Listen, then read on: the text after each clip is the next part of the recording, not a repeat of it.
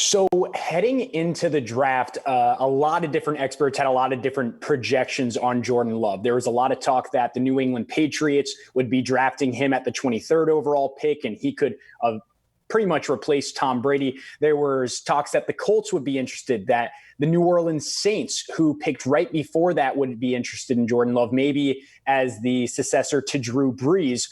But ultimately, Green Bay liked him so much, and there was talk last night that the Colts were actually going to draft back into the first round, that Green Bay jumped the gun on it. They trade back into the first round and draft Jordan Love. He was not one of those teams, or the Packers just weren't one of those teams that immediately came to mind for Love, but they end up getting it done. And as you had just mentioned, it looks like he will be backing up Aaron Rodgers for the foreseeable future.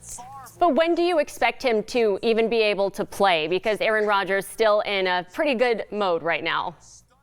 So here's the deal. April 23rd, 2005, that was exactly 15 years to the date yesterday. That is when the Packers selected Aaron Rodgers. Brett Favre was 35 years old, and they took Rodgers with the 24th pick. As we all know the story, Aaron Rodgers sat for years behind Brett Favre before he finally got a crack at things. Now, Rodgers is 36, and they take Jordan Love with the 26th overall pick. So it seems like for the foreseeable future, Jordan Love is just going to kind of ride out the bench in Green Bay, but it's a great situation for him, considering he gets to learn from a two-time NFL MVP, a Super Bowl champion, and arguably just one of the greatest quarterbacks in NFL history. But it will be a while before he sees a legitimate and serious playing time.